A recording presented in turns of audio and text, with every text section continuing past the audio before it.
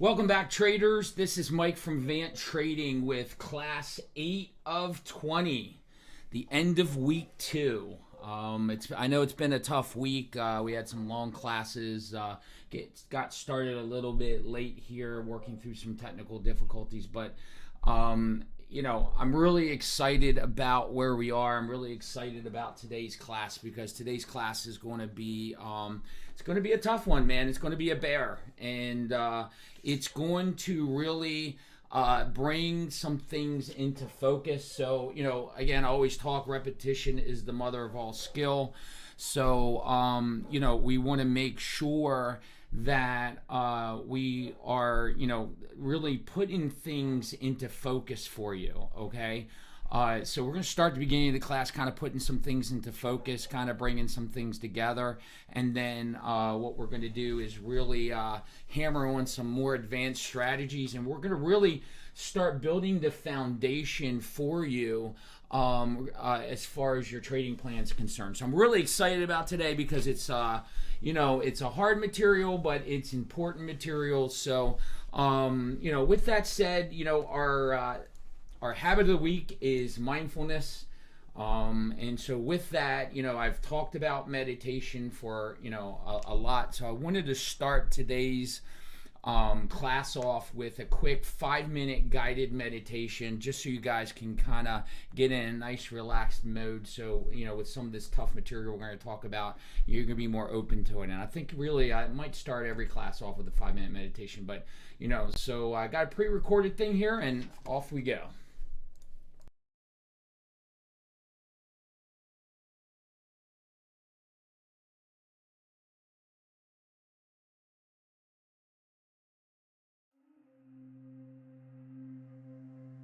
This 5-minute meditation can reduce nervousness before events such as interviews, beginning a new job or school, or dealing with everyday stressful situations, or just whenever you want to feel calm. To begin, sit on a chair with your feet on the floor.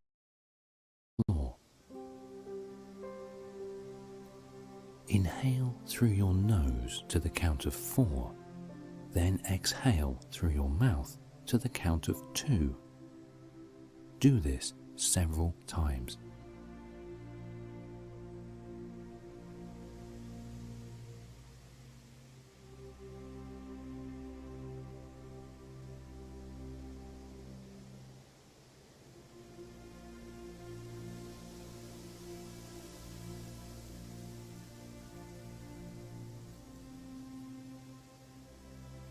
Imagine that rising from the core of the earth up to your feet comes a sphere of white light.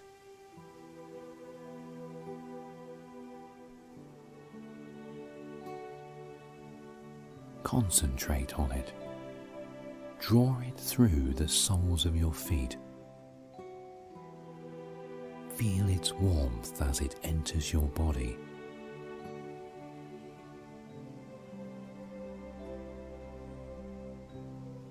Feel it sink into each muscle, into every fiber.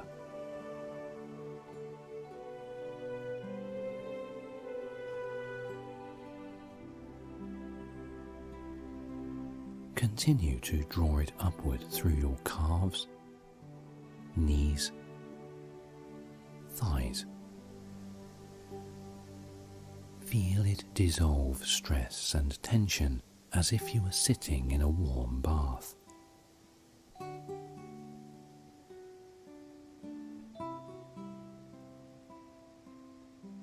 Let it flow on upward to your solar plexus and disperse tightness.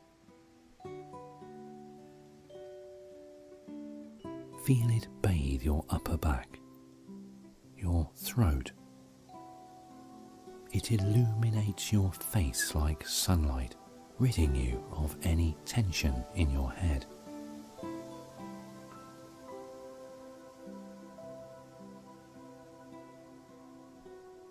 The warmth infuses you with calm and with confidence.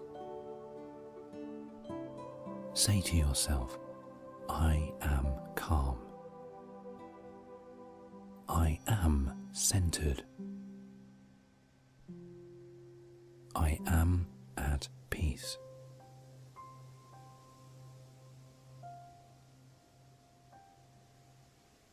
Now imagine the light returning to the area of your solar plexus, the seat of your emotions. From there, it radiates out through your skin, flowing down from your head to your heels and surrounding you with a protective aura.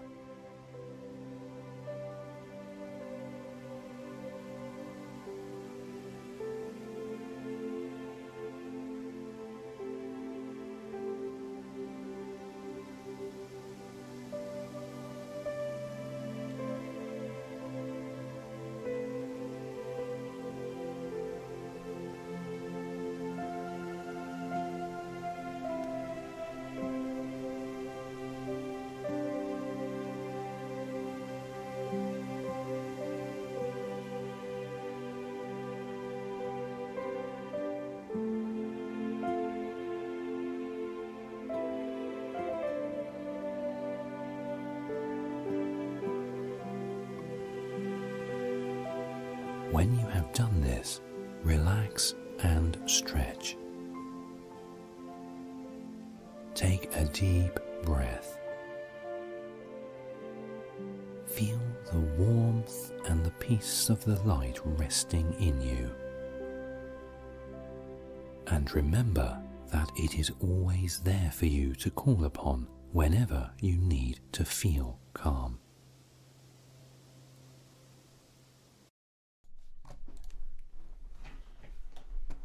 All right, so that is a meditation that we commonly use on our trading floor. It's something that, I wanted to get you guys a little taste of meditation. And again, you got to be doing this stuff. This is a action sport. It's not, you got to practice stuff, man, and you got to do it, and you got to do the exercises, and you got to answer the questions. You just can't sit, take notes, and try to understand some of the topics that we're talking about, because it's just way too important. So you should be meditating or trying to meditate, learning how to meditate every day. You can go on YouTube. There's a lot of good free meditation services. You can download the apps on your phone. You got the Calm app. Is really good. You got Headspace. They're two of the apps that you can download. Make sure that you're practicing meditation, because it's going to make a difference in your trading. Another thing real quick, finishing up with the habit of mindfulness, is you should also be practicing visualization. Okay, so to be successful, you need to find someone who is best at what they do, and you need to model them. And, in visualization, I've done a lot of research, on success stories and stuff like that. People that, you got to look at people out there that you can model yourself after.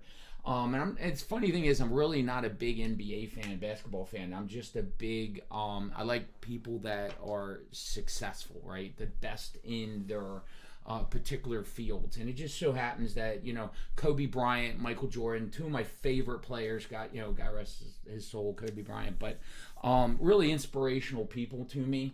And I've gotten a chance to really understand and know their stories, and they're very they had things in common. Like, they both had unusually extreme work ethic. I mean, it would not be unusual for Kobe Bryant to be in the gym for hours on hours on hours on hours a day, practicing his skill, even with him having a game that night. He would take almost over 800 shots, 800 moves. And they both, Kobe Bryant and Michael Jordan, both credited visualization as an important factor in their success, okay?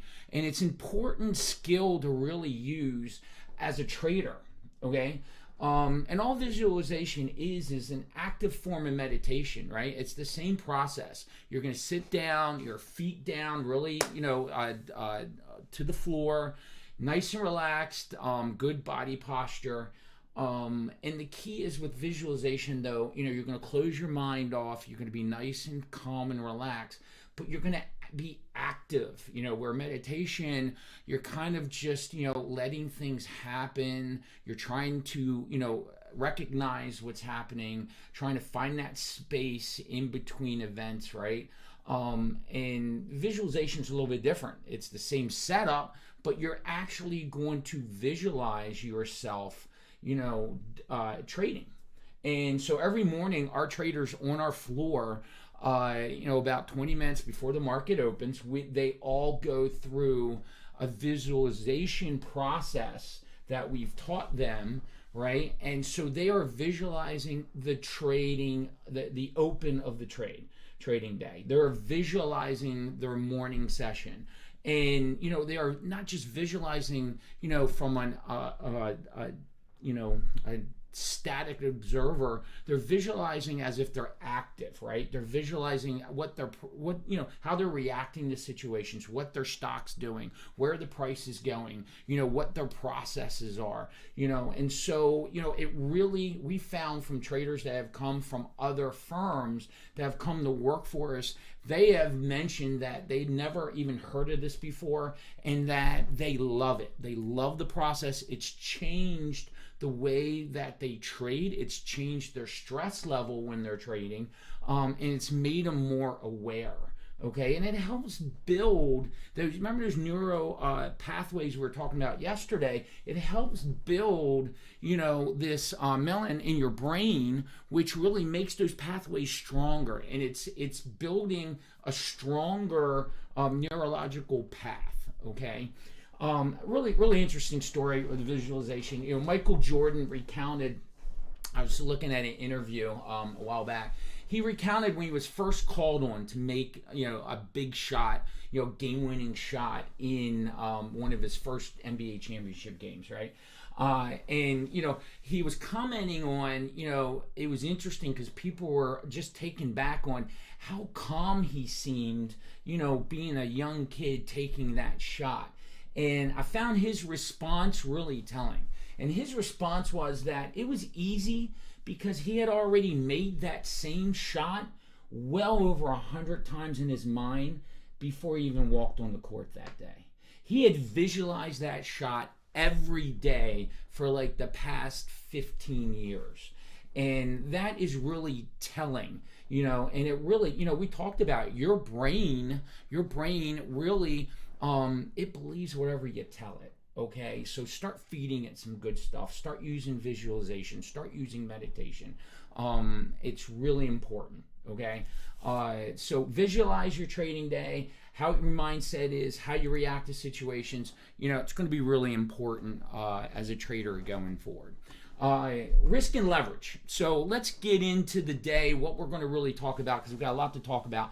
And really what I want to do is, first off, I'm going to get in some new material here, talk about, leverage a little bit, okay? Talk about margin accounts, because it needs to be talked about. It's kind of some boring material, but we need to get through it. And then I'm going to kind of recap some stuff, and then we're going to get into really position sizing and stuff that's going to, it's one of the most important parts of the trading plan. Leverage, okay? Leverage in trading, it's found everywhere. If you talk to Tyler, and Tyler's going to do a little Forex in the future classes, Forex has incredible leverage, okay? Futures has incredible leverage. But when we're talking about stocks, really when we're talking about leverage, and if we're not talking about options, and that's something for another day, we're typically talking about a margin account, okay? So you can actually borrow money from the brokerage firm or the clearing firm that you're using to put on a position that's larger than the amount of capital you have in your account. So, but you can only do it in what's called a margin account, okay? It's a separate account that you have to open up. You got to get approved for it. It's no credit check or anything like that. And then you got to have at least $2,000 in your account. Now, not every account can you do margin in, okay? Can't do it in custodial accounts like an IRA or joint account with a kid. And And you can't do it in cash accounts. Okay, it's got to be strictly done in a margin account, and you have to have opened that margin account, and it has to be that type of account that your money's in. Okay. And so what happens is you have the clearing firm, the investment firm, that is the one that's going to be lending you the money to buy on margin. And of course, there's going to be a cost and interest rate charge to that. Now, Reg T is the regulation, the Federal Reserve Board, they are really in charge of all of that. FINRA as well has a hand in it. So Reg T is really what sets a lot of the margin requirements as far as what you can leverage and what you can't leverage. Now, they will set the margin rate. They will set, currently I believe it's around 50% now. But your firm that you're with could actually have a different rate, okay? And we'll get to that in a minute. So, if you have a margin rate of 50% and you have $5,000 in your account, so you got more than $2,000, so you can go on margin, then you can really have about $10,000 worth of buying power there. Okay, so if you want to go buy Apple, you can go buy Apple, and they're gonna, that $5,000 stays in your account. It can be used as collateral, and you're gonna be able to margin up and all that stuff. Now there is, because you're buying a volatile security typically with margin. FINRA has set a monthly maintenance margin requirement, and it's basically the minimum account of equity that an investor must maintain in your account, okay, after you've purchased and used this margin. The current, and that changes as well, the current Reg T rate is 25%. Okay. Now, what will happen, what you'll see is brokerage firms can have tighter restrictions and will typically temporarily change those restrictions and requirements during extremely volatile markets. They may even do it for certain stocks, and not all stocks are marginable. Okay, so you can find a lot of, there's a lot of ambiguity there because the firms have a lot of they can really, they're trying to protect their risk, and so you can see things, they can change things at moment's notice. Now, what you got to be careful of, because of that minimum margin equity you got to maintain, which is currently 25%, but a lot of firms have it at 30% and stuff like that. You got to be careful. Because when you're dealing with a margin account, you're buying on margin, you're buying a security, you're using leverage, okay? And so what happens is you may have what's called a margin call. And a margin call is nothing more than the amount of the money that your firm is requiring you to deposit to help you get back up to your minimum requirement, whether that's 25%, whether it's 30%, okay? And they will allow you to sell assets, and a lot of times, I didn't talk about this before, if you have different assets in your account, you can use that towards your margin requirements as well. So there's a lot of different things you can do.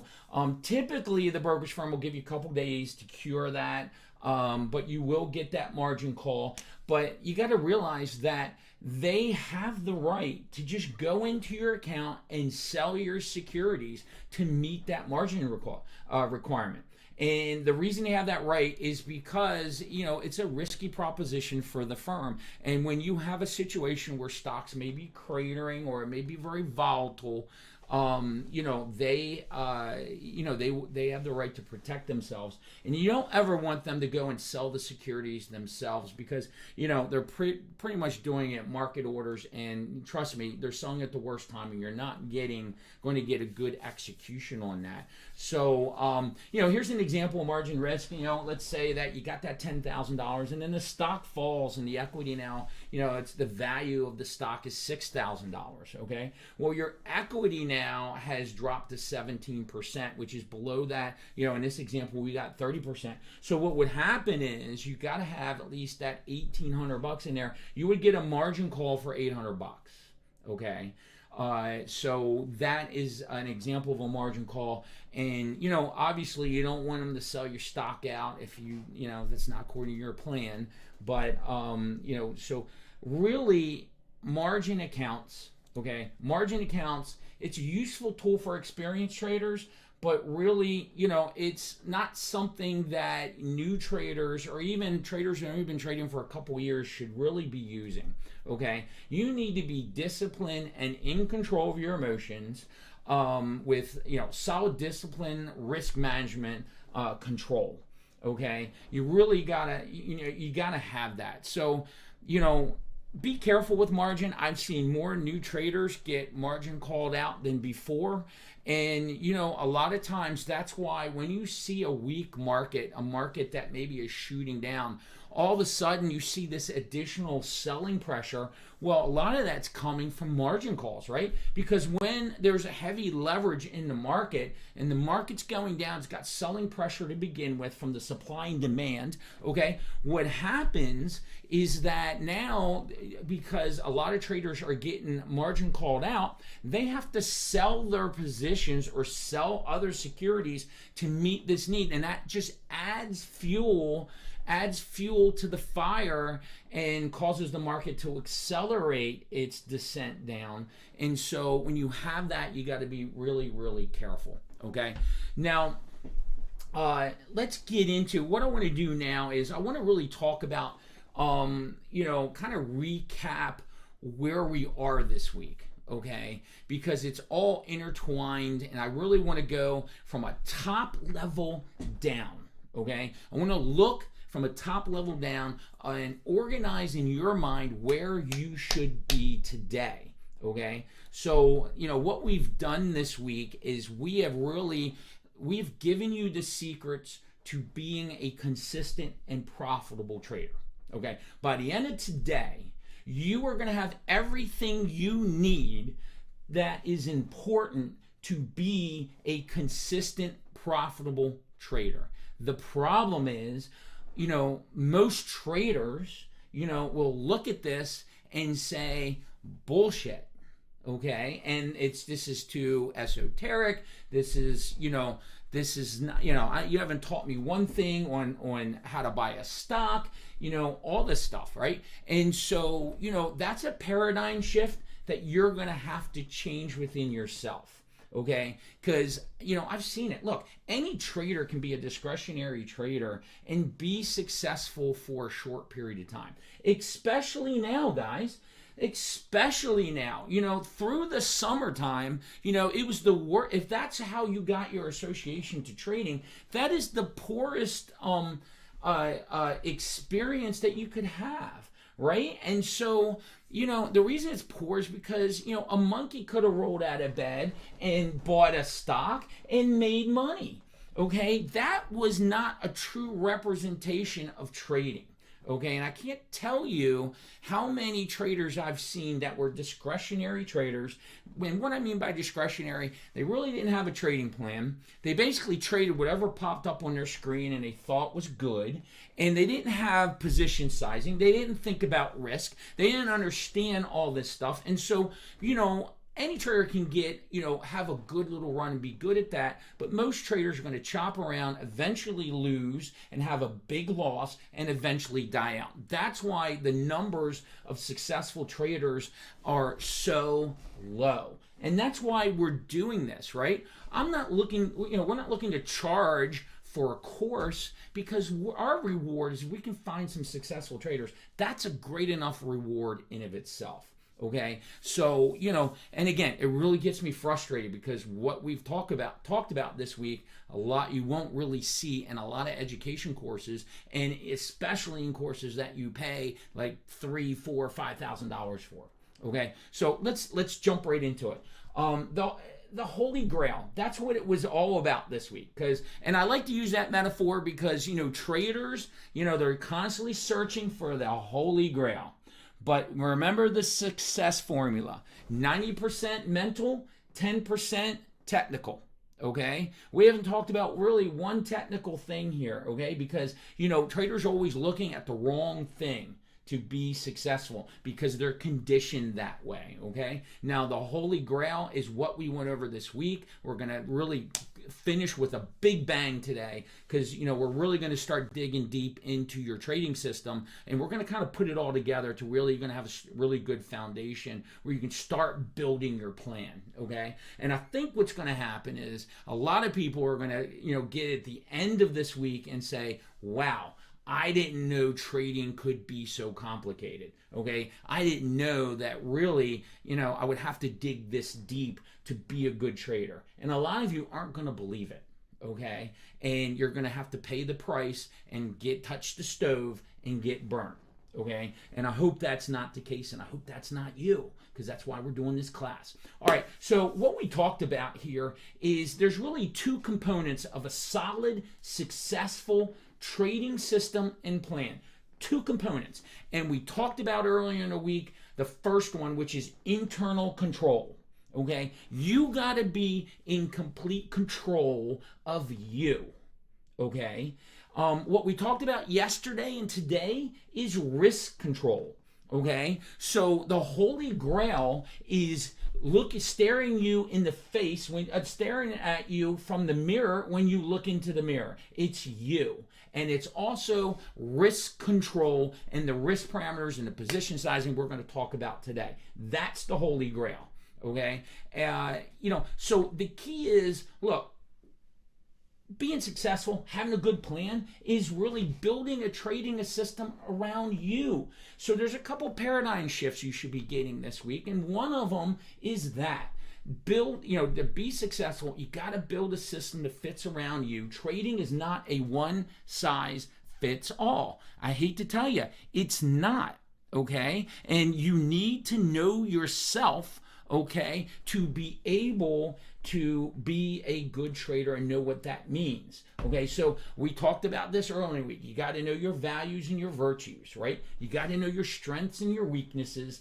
You got to really, we talked about one of our beliefs is you trade your beliefs about the market. Okay, so you need to know what they are, and you should have been writing them down through the last 2 weeks, creating your trading belief program. Okay, you should have a nice long list. Okay, each day you should be going back and adding to that. And we talked about it earlier, the biases, the cognitive biases, the heuristics, understanding what they are. We talked about you can't control, you can't eliminate emotions. You just can't do it. That is a myth, and that's a myth that everybody talks about. You cannot eliminate emotions, and you really can't control them to a certain extent, but that's really what we're looking to do, to create a process to recognize our biases and to recognize when we're having an emotional response. Okay, and then also you got to know, we talked about this yesterday, it was so important, risk profile. What's your risk profile? What's your risk threshold? I hope you went through yesterday and did the exercise and sat down and tried to visualize, what your risk threshold was. Guys, you have to be active in this process, especially this week. It's of the utmost importance that you're active and that you just keep on going and you don't do the exercises. Okay, you must have known your risk threshold, and we talk about visualization, so we're having you do that, right? And with practice becomes perfect. So with meditation and visualization, you're going to get good at it. Okay, you will get good at it, and it's going to change your life, trust me. Now, we also talked about you got to know your environment, right? What's your current situation related to time availability? Are you working another job? I talked about yesterday, you should not be trading and having to pull money out of the market to survive. You can't bring that stress to the table, okay? Do you have the equipment? Where are you in your life, okay? And, you heard it from Nick, you heard it from Tyler. Most traders, it will take a full year before they can expect to be consistently profitable. The problem is that people expect too much too soon, right? But yet they typically underestimate where they're going to be in a year, 2 years, 5 years, okay? They think, right out of the gate, they're going to be a profitable trader and making money. Okay, not going to happen. Okay, and then what happens, they get frustrated and then they eventually drop out. This is too much for me. I don't know what to do. And I don't want to see that happen to you because the rewards are too great. Trust me. So you got to find and understand your objectives.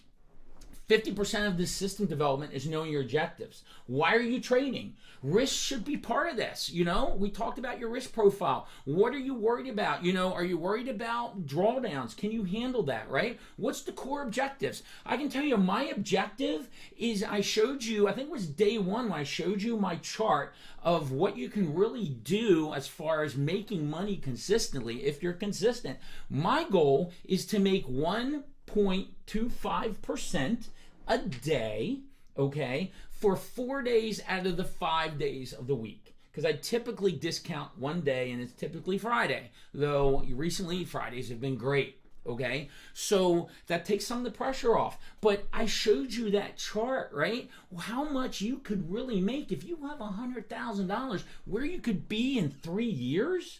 I mean, it's incredible. It's incredible. So what's your objectives? Why are you doing this? Why are you sitting down? And again, we talked about it's not all about money. It's about what money will get you. So you got to get emotional. It's one part of the program. We want you to be emotional. But you got to know where you're going. And one number you should definitely know is what is the amount it will take for you to achieve financial freedom. Okay? The goal is for you to get and become financially free, okay? And the only guarantee I can give you is if you follow this course and actively participate and you do your momentum and you keep it up and you join in part of the mentor group, right? And you keep and stick with this thing and you give yourself at least 6 months, I can pretty much guarantee a good portion of the people that do that are going to be able to achieve financial freedom. The problem is, you're already seeing drop off. You're already seeing, people that it's just, you're getting caught up in life. And, it's a grind, man. It's a grind. But it's got to be a passion, baby. And, the rewards are great, okay? Now, self-control, okay? Self-control is knowing yourself. Right? That's the first part of the two, right? Self-control is knowing yourself. You must also know your environment, like we talked about, and find and understand your objectives. There are the three things. That's knowing yourself, okay? Now, vital information, okay? This is vital information so that you have a system that fits you, okay? And this is all going to be coming full circle when we get to the end. For those of you that stick to the end of this class, it will be full circle because I'm going to show you what mental mistakes, how they really will kill you in your trading system. I'm going to actually show you numbers, right? And show you, formulas how to figure this out. Okay. But this is where the mental mistakes occur. Okay, so you need to know where the pitfalls are. You got to use this information to create process and strategies that are going to protect you. This is not just some mumbo-bumbo, get to know yourself, feel-good story. You can't bring, all this emotional crap. You can't bring pressure and additional stress. Trading is hard enough. Okay, here it is, guys, and that's why I'm recapping it again. You need to know this stuff.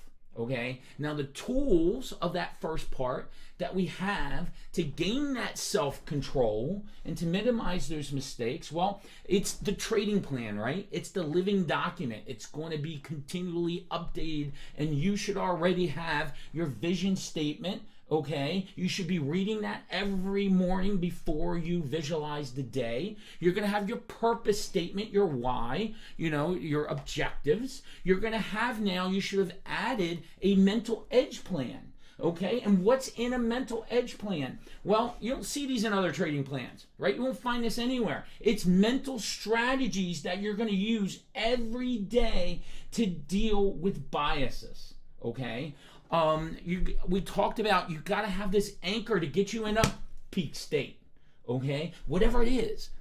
Once you do your anchor, it gets you immediately into a peak state. Every cell in your body, right? You are in a peak state. When an elite athlete goes onto the field, a football player, man, they don't kind of slope one and slug and bring themselves like they just got out of bed with a big cup of coffee and walk onto the football field and expect to be able to fight and win the battle against the other team that's going to be in that peak state. You wouldn't win. It's the same thing in trading. It's just like being a peak performance athlete. I see people, man, they get on our Zoom calls and they're just like, they drag their ass out of bed and they're not in a peak state, right? You can't do that. And expect to win. It's not, showing up is not enough. Okay, anymore. Showing up. You got to show up in a peak state, have your strategies ready, have your discipline plan ready, and, ready to go. And some of the best traders, and especially as you're going to see today, as we get into some R multiples and position sizing and stuff, in distributions, the best traders are really good record keepers, and they're really good at constant, never-ending improvement, and they're really good at reviewing not only their technical, mechanical setups at the end of the day, they're really good at reviewing what was my emotional biases. What did I have to fight today? What was my emotional reactions? Okay, it's not just paying lip service to this stuff, because we're conditioned. We're conditioned. Most people know what they need to do to be successful, but most people are lazy. Okay, don't be one of those people. You want to be successful. Okay, and some of the tools you got: visualization, meditation, peak performance journal. You have an education journal, and you have a daily schedule that you should be following and adding to every day. Okay, every day. Now, Dr. Van Tharp, and I talk about him a lot, I just want to say something about, there are educators out there, and then there are educators, okay? The majority of the marketplace, they're all trying to sell you something for the holy grail on the technical side. Dr. Van Tharp, if you're to take his course, $60,000 course, a real course, real, freaking professional traders, so, we tend to follow what, his teachings are. He's been a great mentor to me in my trading. So I definitely recommend following some of his stuff, okay? And some of the stuff that I go through is from Dr. Van Tharp, and I give him credit when credit is due, definitely. And so paradigm shift number one, this is a direct quote from Dr. Van Tharp, is the Holy Grail is not a magical trading system. It is an inner struggle. Once you discover that and resolve the struggle, you can find a trading system that will work for you, okay? So we talked about risk control, right?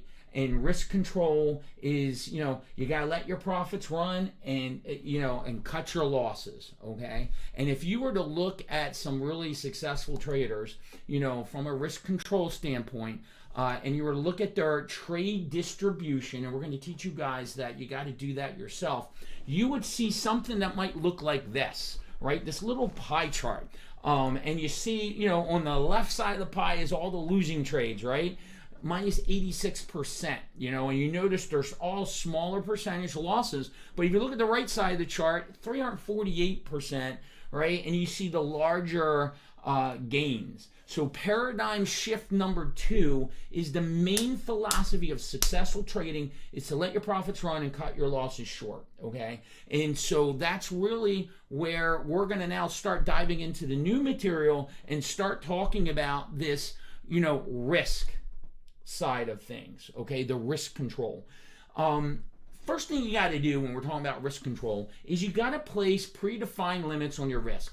I call them governors, okay? You want to have some governors, especially even, and you're always going to have these governors, but you may change the percentages, okay? But especially as a new trader, you may even put training wheels on, okay? Because, the thing is that, protection of capital is number one. Protection of capital, okay? So make sure that you're doing that. Now, what you're going to have is you're going to have in your trading plan a maximum risk per trade. You're going to have a maximum risk per day, and you're going to have a maximum risk per month, okay? Now, what we like to see and what we utilize ourselves is we will risk 1% of our trading account per trade, Okay. Now we have typically a 3% cap for the day. Okay. And then we have a 6% cap typically for the month. Now, what does that mean? What it means is that our stop losses, okay, when we get into there, and our position sizing is going to be, well, it's more position sizing is going to be based off our trade risk, okay? And you'll understand that as we get deep into position sizing, okay? But when you hit that 1%, you're out. Okay. Now, with the day risk, if you have a couple bad trades in a row, guess what? You hit the 3%, you're done for the day. You shut it down. You're not trading anymore. Okay. You're done because you're not in the flow. Go take a walk, figure out and start your review process while it's fresh so you can figure out, were they good trades? And you know what, guys? A lot of times you're going to go through the review process and you're going to have got maxed out on your risk profile for the day. And you're going to look at every single trade you took, and you may even give yourself a 95% rating that, hey, these were great setups. They were great trades. I made no mistakes. I managed them perfectly according to the rules. But guess what? I got stopped out. But the beautiful thing is, most people don't even will never ever realize that because they don't know what the rules are. They don't know what a perfect trade setup is. They don't know the heuristics and the biases and if they made a mistake or not. If you don't know, you don't know. And so what happens is you get this 3% loss. Okay, and then you are down on yourself because you stopped out. And really, if you go through that review process and you see how that all played out and that you were in 95 out to 100% efficiency on trading your plan, then you come out with a completely different mindset. It's amazing. Completely different mindset. Can you see how this works? So it's the same thing for the month, guys. 6% for the month. If you're done at 2 days, you lose 6%, you're done. You're done for like 28 days until the next month. And you don't bend the rules on risk ever. I don't care if, Tesla announces a stock split and you're like, man, I know how to trade this freaking thing. And, this is too great of an opportunity. No, you're done. Okay. You don't bend the rules on risk. Now, the next step, and we're going to start introducing some stuff here, is you need to start redefining, okay, how you define risk, okay? And you're going to have to start talking in terms of R multiples, okay? Now, what is an R multiple? An R multiple is the predefined risk before you enter into a trade, okay? And it's typically a constant. So what you have is 1R is the total predefined risk of every trade. So let's say you got a $10,000 account, okay? Well, and your trade, maximum trade loss per trade is 1%, okay? Well, your 1R would equal $100, okay? That's 1R. So you got to start understanding this R multiples. You got to start talking in terms of the R multiples because that's going to be important. Okay. Now you can have it dollar amounts. Remember we talked about defining the risk, per trade, per day, per month. You can do dollar amounts. We decided we prefer percentages because I think it works a lot better, especially we got different price stocks. Okay, so understand this: when you have an account, okay, and the reason we put these governors on is because if you don't have that 1% rule per trade, you can get eaten up by the sharks. Okay, because there's a lot of dangers in there, and we talk about per trade that you have the danger of getting a shark bite, right? Which is a major chomp out of your account. Now, on a monthly basis, you don't have to really worry about the sharks. You got to worry about the piranhas because you get a little nibble here, nibble there, nibble here, nibble there, right? 2%, 1%. I'm telling you, people don't even realize it because a lot of people don't even look at their accounts. And, next thing you know, you're down 50% in your account, not from one big shark bite, but from like just constant nibbles. And then when you add on fees and expenses, it really starts to add up. So, as far as you going forward, you make sure you don't just skip this part as far as governors. Now, you're going to talk in terms of R multiples, and you're going to also talk about your risk ratio in terms of R multiples. Because every time you evaluate a trade, we talked about this yesterday. There's a balance you want to make sure you have and you're respecting. You cannot have a reward without taking risk. Okay. And, I see so many traders that are trying to get into positions where they are trying to make 20 cents and they're risking $1 to do it. Okay. That system, will kill you. Okay. So what happens is, in our previous example, we talked about our 1R equals the maximum risk on a trade. Okay. And that example was $100. Okay. So 1R equals 100. So if your profit target that you're looking at a trade when it's all set up is $300, okay, well then your profit is, you can talk about your profit in terms of 3R. Okay, and so the risk ratio is 3R to 1R. Okay, so you're risking $1 to make $3. And you want to make sure when you're analyzing your trades, you have at least a 2R. And you should have a 3R or higher. So let's look at this. So let's say you're looking to buy Apple. Okay.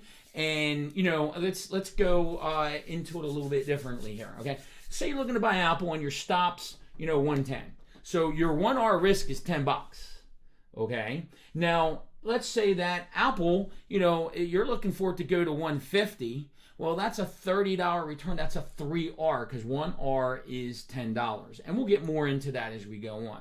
Now, in defining a trade system, we talked about now, okay, you got to understand how your trade system, what your distribution is, and whether or not your trade system really works, okay? So as we go forward here over the next couple of weeks, you're going to be putting together a trade system, setups, rules. We're going to get a little bit more in depth, but you got to have this foundation first, right? And here's why.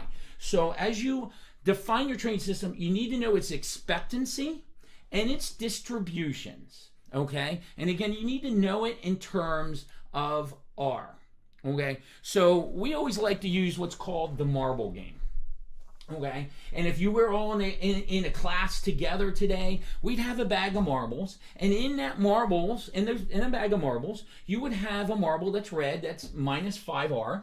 You would have a yellow marble that's minus 1R. You would have a green marble that's 5R. You would have a white marble that is 0, break even, and you would have a blue marble that is 10R. Okay, so let's analyze two systems. Okay, system number one. Okay, if you look at system number one, you can see there is one blue marble, one green, 3 break-even trades, and you have 1, 2, 3, 4 trades that are losers right out of the gate. So you only made money in this system in how many trades? 2 of them, right? So you only made money in 2 trades. Now, system number 2 has a system where you got 3 losing 1R trades. You have 2 losing 5R trades. You have 3 break even. And you have a green marble and a blue marble, so you have the same as the last system. Now, if we go, 1R, let's look at, how is this 1R in this example calculated? Well, let's say we're looking at a stock at $1,000. Let's say we're looking at Amazon, and let's say that your stop loss is $900. Okay, so 1R is how much? $100. Okay, great. So we now know for this example, at 1R of risk equals $100. So if your price target for this trade is $1,200 on Amazon, then you have a $200 possibility for a win, right? Okay, and so that gives you a 2R. Now, if you look at trade system 1, if you were to add up the distribution of those trades, you would overall, out of this system, be at 10R. okay, and you would have made, we talked about it, it's $100, so you would have made $1,000 trading this system over those 10 trades. Now, system number 2, okay, is at a 2R, and you would have still made money, and you would have made $200 out of this system. Now, the first thing I want you to notice, right? The first thing I want you to notice is that you only had in both these systems 2 profitable trades out of 10. Yet the system overall is producing, system number 1 is producing a 10R, system number 2 is producing a 2R. Okay, so you still would have made money. Now, what you got to do is you got to figure out what is the expectancy of your system. And the way you do that is you take your total number of R's that you would have made overall in your system, you divide it by how many trades you had. So in example number 1, the expectancy, okay, is 10R divided by 10, okay, and that would have gave you an average win of $1 per trade. And that's what expectancy means. It means how much can I expect to earn per trade. Now, if you look over at system number 2, you have an expectancy per trade of 0.2. Now, let me ask you a question. Okay, either one of these systems, even though they're profitable, are they systems that you're going to be running into right when you get into you start trading? No, because what you're doing in system number 1 is you're risking $1 to make $1. Okay, system number 2, you're risking 20 cents for that dollar, right? Or actually, it's the opposite way around. Okay, you're making 2 cents for risking that dollar. So, that's not really, to me, a good expectancy. Now, but let's look at it a little bit further because, there's another slice to this pie that you got to take into consideration, and it's called opportunity factor. So you got to know how many trades is each system going to allow you to trade over the time period. Well, if we look at it, okay, we have expectancy. System 1 of 1, we have expectancy of system 2.2. Well, system 1 will give you 50 opportunities. System 2 is going to give you 100. So if you really follow this through, what is your overall profit for system 2? $100. What's your overall profit for system 1? 50. So you have to look at what is the opportunity factor per trade, what is the opportunity factor for your system. Now, what I want to start doing is start now getting a little bit further into this and start talking about position size examples. Okay, and in this example, we have I'm going to pull up 3 different traders. So we have Stubborn Steve, we have Risky Rachel, okay, and we have Conservative Charlie. So I'm going to give you 3 different styles here. Okay, each one of these traders, they have $10,000 to trade. So they all have the same amount of money. Everyone is taking the same trades. The only difference is going to be in their risk profile and their position sizing. So Stubborn Steve always will risk $2,000. Risky Rachel, okay, will always risk $1,000. Okay, and if you look at Conservative Charlie, he's going to always risk $200. So, if you look at Stubborn Steve, he's using the flat dollar amount. He's not using a percentage, right? And so he is risking a net of $2,000 per trade. Rachel and Charlie are using the percentage model, okay? But Rachel was pretty risky. She's using a 10%. A 10% cap on her trade. That's her maximum loss is 10% of her overall trading account. That's what that means, okay? So 10% of $10,000, she can lose $1,000 per trade. Now, Conservative Charlie, he's conservative. He's only willing to risk 2% or $200 per trade. So keep that in mind. Now, what we want to do is, let's see, we have our marbles here. Okay, we got a 10R, and this is the system that these guys are trading the same system. This is the system. So, we're going to put these marbles, and if you were here, we'd have them in the bag. And, so you're going to have some trades in this system that are going to be 10R. You're going to have some trades in this system that are 5R, and you're going to have some trades in this system that are negative 1R. Because again, if you're 100% efficiently trading your system, then you should never really have higher than a 1R. Does everybody understand that? Okay? No, you should never have that higher, that 5R, and we'll get into that in a little bit though. So let's just start pulling some marbles out, right? So we pull out a marble because you don't know how your trades are going to go, right? So you got to see, you may get 5, 6, 7 trades that are good in the beginning, or you may get 5 or 6, 7 trades in a row that are losses. So let's just go through this and see how it will affect your account. First marble we pull is an orange marble. Okay, which means we did a trade and we lost our max, which is the 1R. Okay, and so Rachel, she only lost 1,000, right? Because she had the 10%.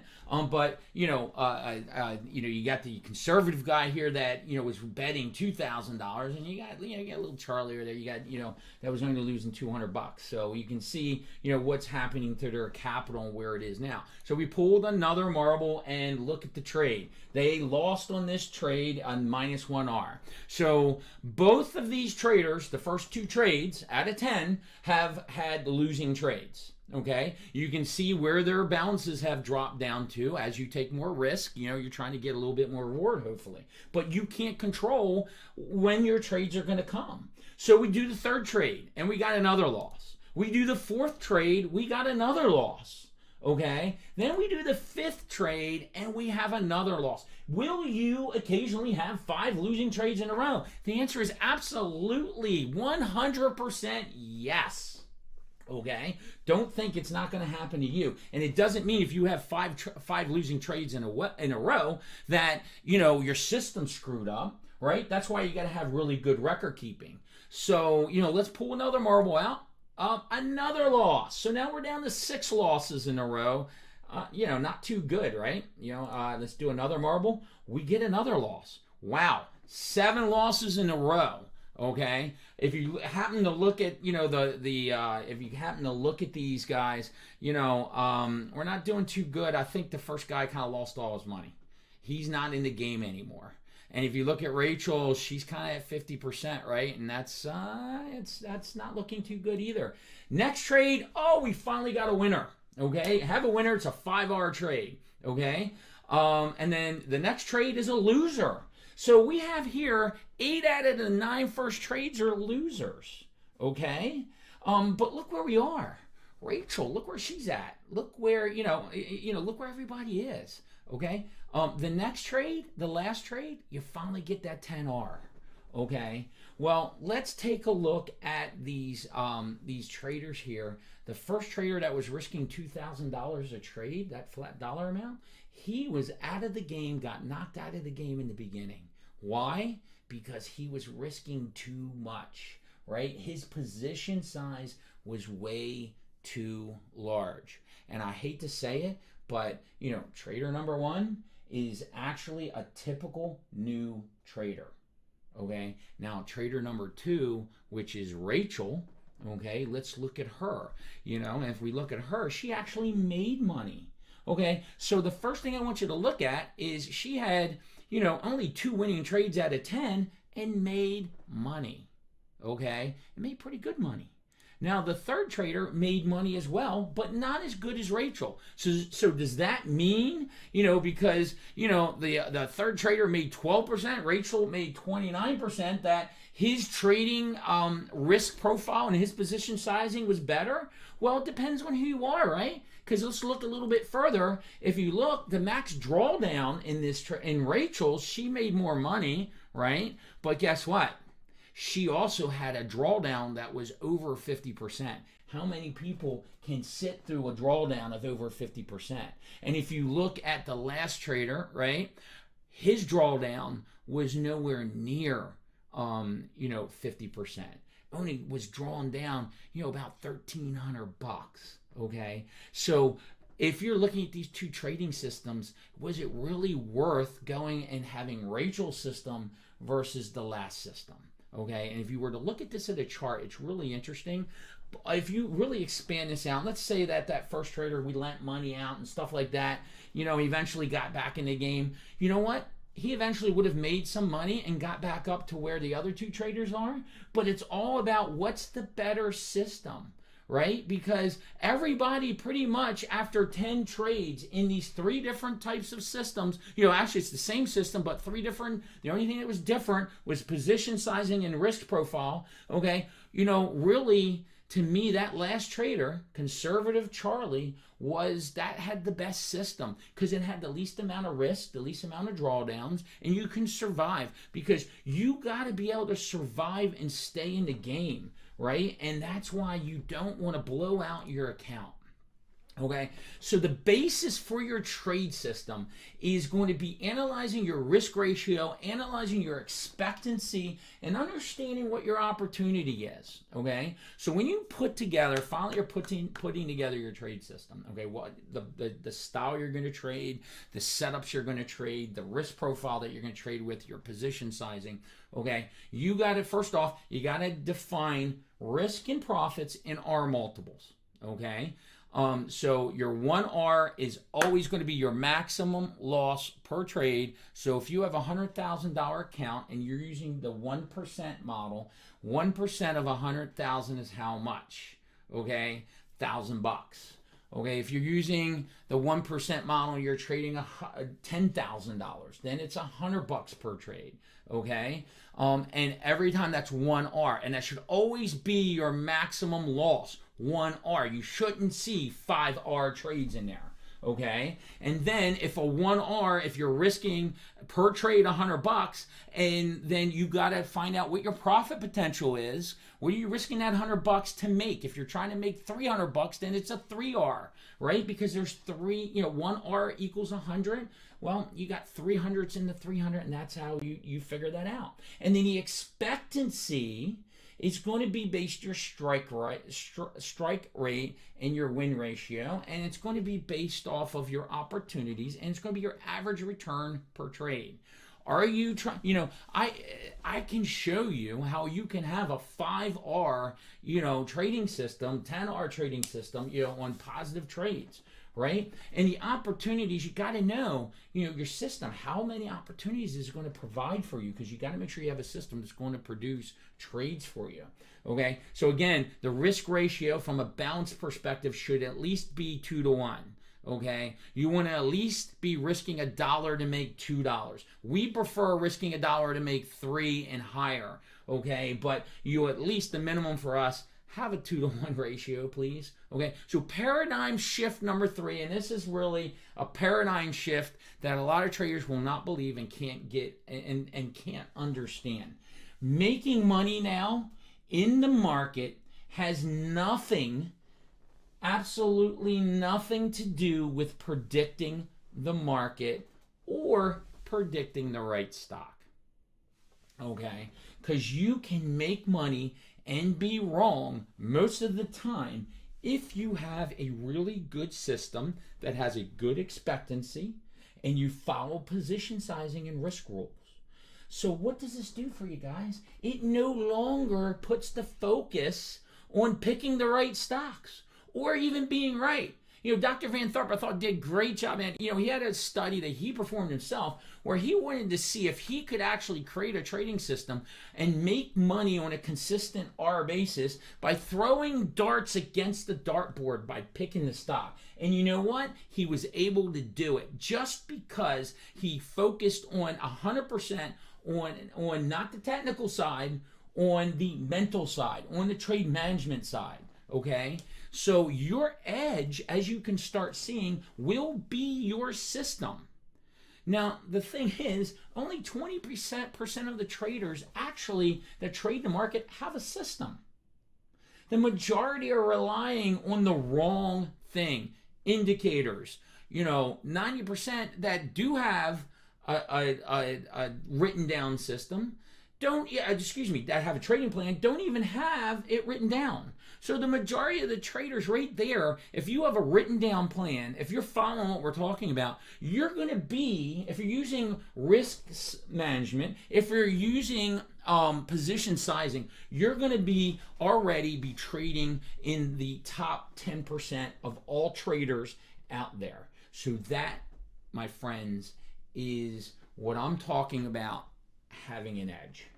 Okay, if you follow this, you will have an edge. Now, I want to talk about mistakes, okay? Because we talked about, again, that's why we recapped everything, right?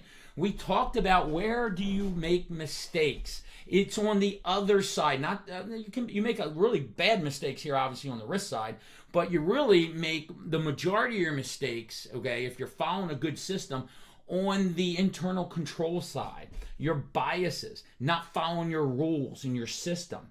So, let's look at what happens when you let a 5R loss happen. Because again, if you understand this concept, you should never have a loss that's more greater than 1R.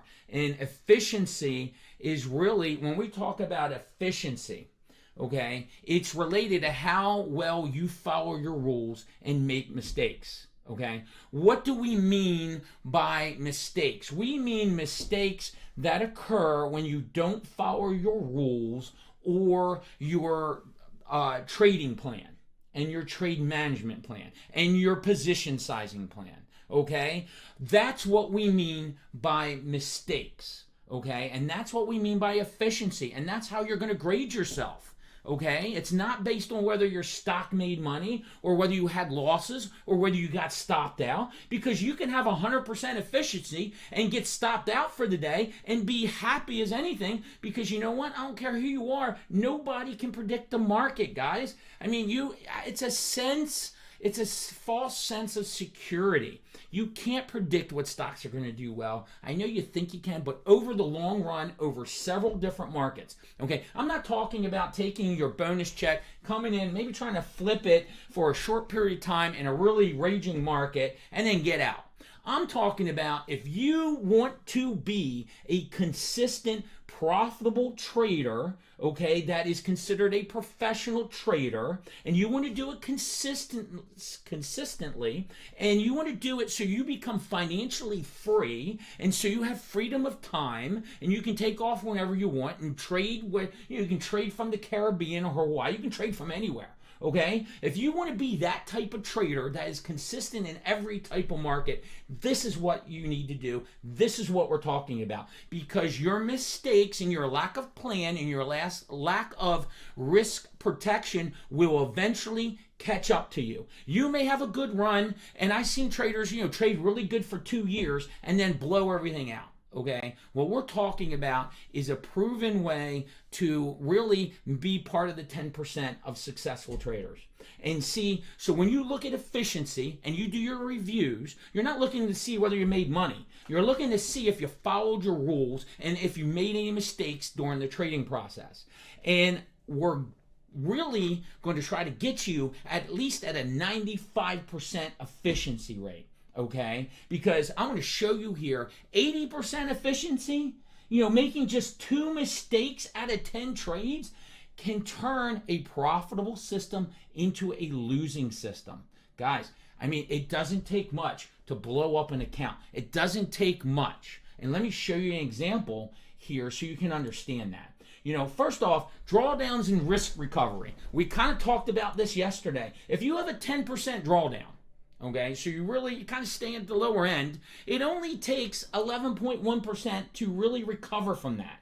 Okay, but what happens if you get the shark bite and you have a 50% drawdown? Well, guess what? You have to now make 100%, okay, 100% to gain back. So you got to protect your capital, and you got to work it from an established system and know your distributions, because there's 3 factors. One is your strike rate, which is your win percentage of your system. The other thing is your expectancy. Do you have a positive expectancy? I see traders all the time that, first off, don't understand what expectancy is, number 1. Number 2 is they're trading a negative expectancy system. They're risking 20 cents. They're risking $1 to make 20 cents.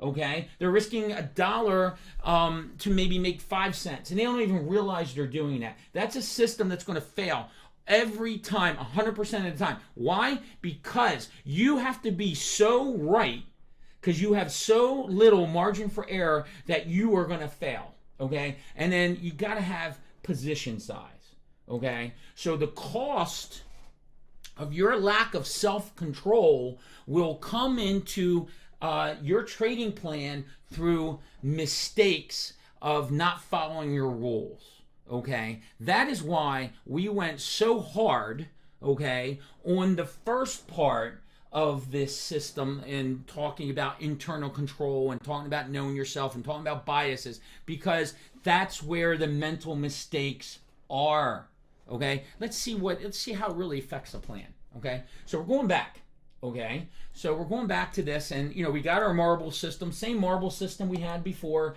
System 1 had a 10R, system 2 had a 2R, okay? But if you look here, okay, and we bring out the expectancy, okay, and we look at this, okay, if you look here though, okay, system 2 includes 2 5R trades, okay? Should you ever have, if you have 100% efficiency, should you have a 5R trade? The answer is no. So really, system 2 is the same as system 1, okay? The same system. The only difference is you made 2 mistakes, okay? And those 2 mistakes, allowed your losing trades to go past 1%. So if you're evaluating your performance over this 10 trade period, okay, you had an 80% efficiency rate in trading your system. But if you look here, your profitability has dropped 80%. So you may be saying to yourself, Mike, I only made 2 mistakes out of 10 trades? That's insane. Yes, it is insane. And so you can see 80% drop in profitability rate of your trading system just because you made 2 simple mental mistakes that have nothing to do with your system. So now you know why we harped on it over and over again, getting to know yourself, getting to know these biases, and getting this plan put together. You can't afford an 80% efficiency rate in your trading system. If you're trading now, think how you're trading now. Think how many mistakes you're making now, okay? And you expect to consistently profit from the markets? Okay? You need to have a system in place. You need to know these numbers. You need to know your distributions. You need to know your expectancy, right? You need to know what you're looking at. Okay? Because it is going to cost you. It's impossible to make money in the market when you're making constant, simple mistakes. Okay? So now, okay, your focus is on your system. Right? We're creating the foundation for you. This is so important. This is the foundation of your system. Okay? So, this is going to be what everything's going to be judged on. It's the outside framework. If we are building a house, we are now starting to put up the studs, and this is the outside framework that's going to be containing your system, whatever you're going to be trading in it. Okay, and so you're going to be looking at a system expectancy. You're going to be looking at, we're going to start looking at exits. We're going to start looking at position sizing, how we figured it out. And, we're going to look at the 3 cardinal principles. Know your risk before the trade, right? Know what your 1R is. Making your profits large multiples of risk, not 1-to-1, right? Knowing the expectancy. What's your system? What's your average return? What's your average profitability? Okay, so let's get into position sizing. I call it the ancient Chinese secret, right? And I don't know if it's an ancient Chinese secret, but it's definitely the secret. One of the most important things when you're building your trading plan out. It's one of the most important things to really understand and implement when you're building out this trading plan. So pay attention closely, and it's not that complicated, guys. It really isn't. It's like I said, I'm trying to get you to do what you know. Okay. Now, position sizing, I said it, most important part of your trading system will be directly the result of profits and losses, because if you don't have proper position sizing, and what that will relate to is improper, most newer traders that haven't have much experience, they come in with way too big a size. Okay, way too big. Matter of fact, there's a Harvard study. Harvard did a study of 82 of the top portfolio managers. Okay, and in that study, they found that 91% of their profits were directly tied to their position sizing. So don't tell me position sizing isn't important, okay? Because it is. Now, understanding position sizing, you got to understand your trade metrics, okay? So when you analyze a trade, okay, it's going to be based off the rules that you've created in your plan. So you must have your defined risk before you enter in the trade. You got to know what your R multiple is. And it's going to be based off of, you're going to have to also know that, what is your stop loss, okay? And when you talk trade metrics, okay, we're talking about the character of the setup. We're not talking money. We're not talking percentages. We're talking character of the setup. So when we talk stop loss, okay, we're not talking about 1R, okay? We're talking about what is the stop, how much do you have to let that stock go against you to still maintain the character of the setup that you're trading. So it's not based off of money. A lot of people, the reason they get confused on 1R and R multiples and all this other stuff, the reason they get confused is because they get confused the R multiples with stop loss and stop loss with R multiples, okay? The stop loss is based purely off the setup and the character of the trade. Now, to determine the correct position size, you need to know, well, what is my 1R? What's the maximum percent of risk in dollar amounts of my account that I'm willing to risk? So if you have a 1R that equals, let's say you got a $100,000 account, okay? And let's say that, you're willing to risk per trade 1%. Well, 1% of $100,000 is how much? It's $1,000, okay? Now, a lot of people get immediately confused sometimes when I say that, because they're like, Mike, what are you telling me? I can only trade $1,000 out of my $100,000? What, I got to take like 10 trades? What's the deal? 100 trades? No, the answer, that's not what we're talking about. We're talking about the maximum you can lose in that trade based off your stop loss is that $1,000, that 1R, okay? So let's put this all together now and look at the position sizing formula, and let's look at how you're going to calculate now from this point forward how much position you're getting in and how many shares you're buying. Okay, let's say we got $10,000. Okay, let's get out of 100,000. Say you're a newer trader, you got $10,000 to trade in your trading account. You're a new trader, you're starting new today. All right, you determine that, yes, Mike, you make a lot of sense. I am going to risk 1% per trade. Now, Dr. Alexander Elder, which is probably another one of the mentors that I really love, that's really, I consider old school professional mentor, not one of these trading firms that pop up here and try to just make money and take money from you. Dr. Alexander Elder, he kind of pushes out there 2%, right? But I'm comfortable with the 1%. So again, you got 10,000 to trade, and you decided that your maximum of that money that you will lose in any one trade is 1%. And 1% of $10,000 is how much? $100. Okay, so that is what we call, okay, your total your total risk. Okay, so if we look at this. Let's look at the trade and say, your stop loss, which is your unit, we call it your unit risk, is, let's say, $2. Okay, so you're looking to buy Apple and your stop loss is $2. Okay, well, to figure out how many shares, you're going to take the total risk and divide it by the unit risk. So you're going to take that $100 and divide it by the 2, which is the stop loss, and that's going to give you a position size of 50 shares. Okay, so that's the formula. That's it. That's how you figure it out. So let's follow it through and make sure that we're correct. Okay? So if you bought 50 shares of Apple at and Apple's trading at 120, you would be investing $6,000.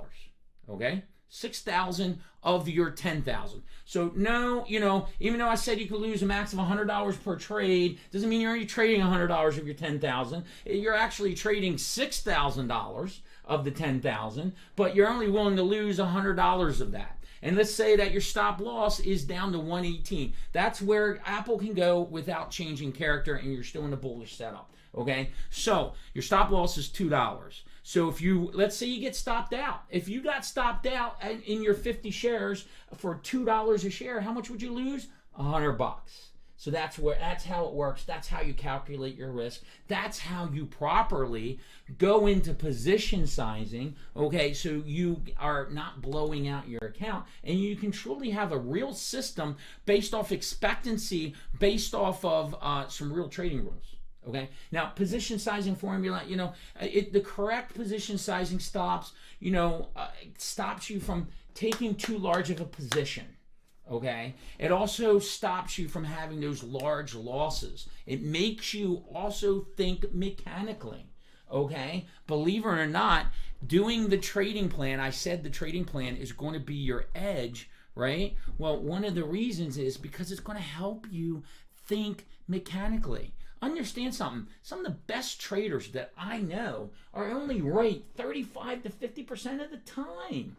Okay, so if you don't have a really good system, okay, that can really eat you up. So I hope you got that. I know it's kind of basic, but it's so basic that it's important. Okay, if you didn't get it, go over and over it again, write it down. Because it's important. Again, it's the base of which your system's going to be set up. Okay. Now, what I want to do is take that and kind of finish up on some advanced trading tactics. Okay. If you notice, I really haven't talked about entries. Okay. Well, entries, reason we haven't really talked about is because they're based off your whatever trade setup you're getting in. And really, entries are not as important as people make them out to be. Okay, entries, okay, are based off the trade setup, okay, and it's real where the trade setup, the character has changed, and now the stock is in play. Okay, so you're waiting. If you're on the bullish side, it's where you have that trigger. It either broke a level, it either broke a trend line, it either had an indicator point a certain way. Okay, and now all of a sudden the character is I am bullish this stock. Or you could have been like Vant and threw a dart against the dartboard and picked your shares and got into the stock. Okay, so that's how unimportant some of this stuff really can be. Okay, so share size based off the position formula, right? So when you already know how many shares you're going to get in before you even get in, because I said before you sit down and trade, you're going to have all that stuff figured out, right? And you're going to have your system ready, and you are going to go into your trading armed with everything that you need. So you're not trying to figure things out while you're going. And you got to watch out from your order types, right? Because there's several different order types when you're trying to enter into a stock. First off, you got a limit order, which means you're limiting the order price that you're getting in. Okay, we always put in limit orders if we're actually manually putting the order in. Okay, I definitely don't advise market orders. Okay, because slippage is just too bad. It's opening the market maker up to pick your pockets. Okay, so don't give up any slippage there. Most people, or a lot of people nowadays, use what's called a hotkey.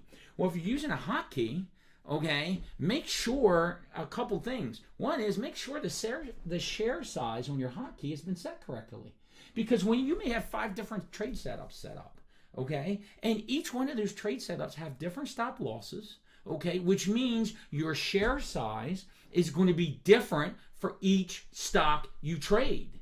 So you're not going to be trading a flat, if it was 50 shares before, every position is not going to give you a position size of 50 shares every play. So if you're using hotkeys, then you got to have it set up how many shares and have a hotkey for each freaking system. Now, another thing I told you to watch out for, because I know a lot of traders nowadays are using hotkeys, is you got to look at the spread, man. I'll give you an example today. I had another really good day, not as good as the other days, but another consistently good day. today. But I was trading Beyond Meat and I was trading Square, and my largest loss for the day was in Square, right?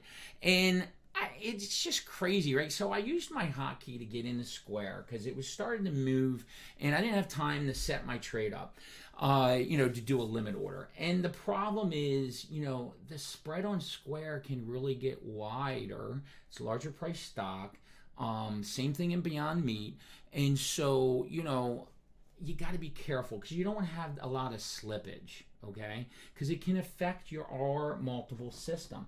The other thing that you got to understand when we're talking about entries is you do not chase stocks. If you miss and you all of a sudden looked up at your stock, your alarm went off, you look up, and by the time you go to put your order in, the stock has already moved past you, it's gone. Okay? Don't chase. It never works out well. Okay? You want to be in a good position. Okay, and so I don't take entries lightly. I said they don't mean as much. I basically, and we'll talk about it, and I use a little tongue in cheek because it's really more important about the exits, right? But you want to make sure you don't have slippage in entries, and you want to make sure that you're not chasing setups because of FOMO, right? We have the basic rule: we never chase stocks.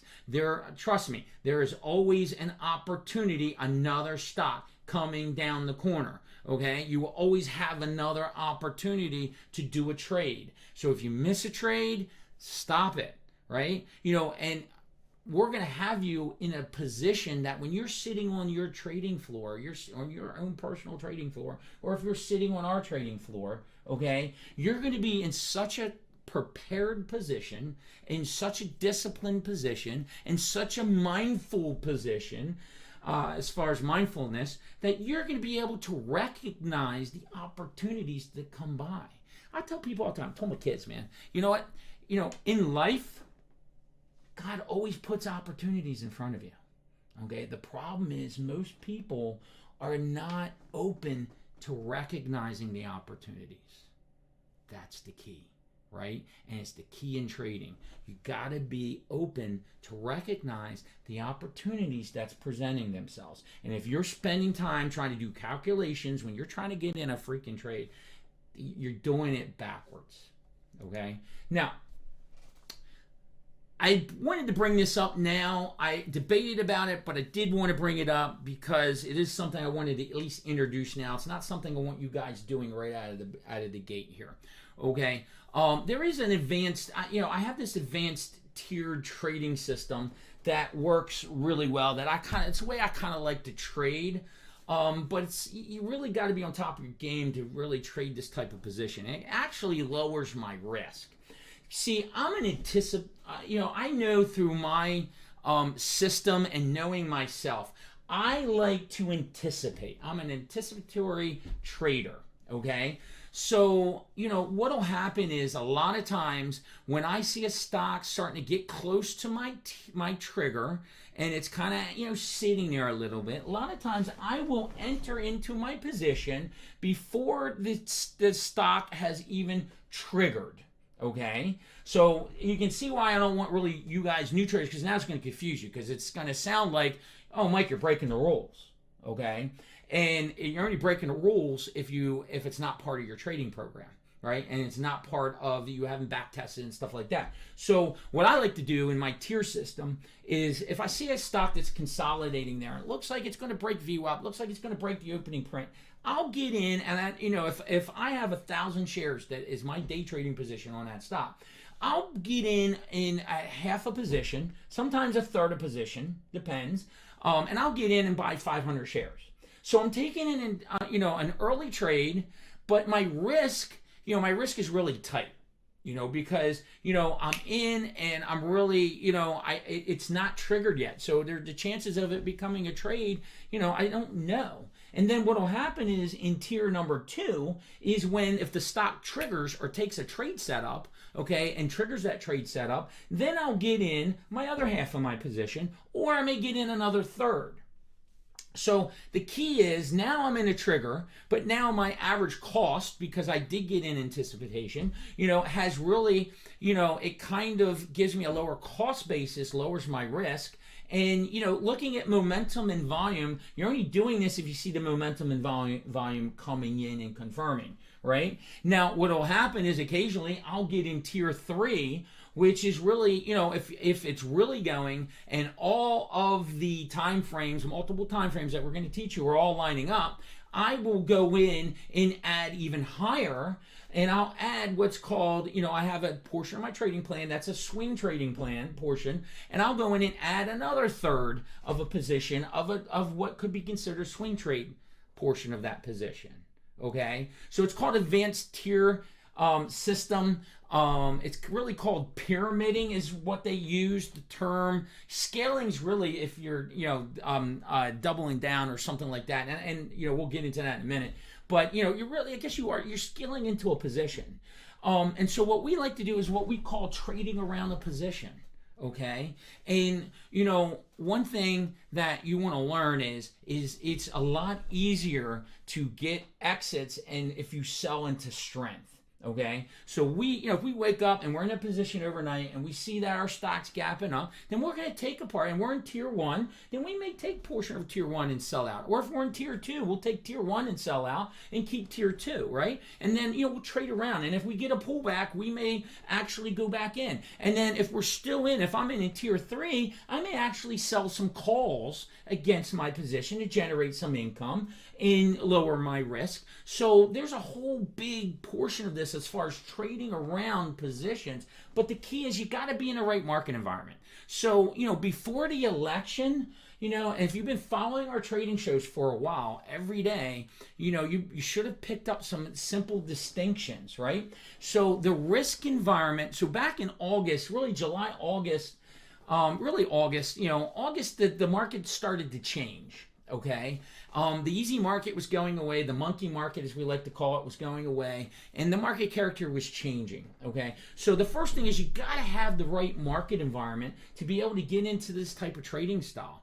Okay, it's because it doesn't work in all kinds of trading styles. The other thing you got to do is you gotta make sure that headline risk, unsuspecting risk is off the table. So we were waiting for this whole get through the election, get the vaccine, the whole thing. We were waiting for a lot of this risk to come off, and that's why really I've been looking into the Santa rally because I really feel that we got a lot of this risk behind us, and now I feel comfortable taking some trading around some positions, maybe holding some positions a little bit longer because I feel like, and my P&L is telling me that I'm really identifying what kind of market environment we're in. And I get that question all the time. Mike, how do you identify what market environment you're in? Well, the way you identify, one easy way is to look at your P&L, not while you're trading, but through the week as you're reviewing your trades. Because if you see a change in your R distributions and a change in your P&L, and you're at a 95% to 100% efficiency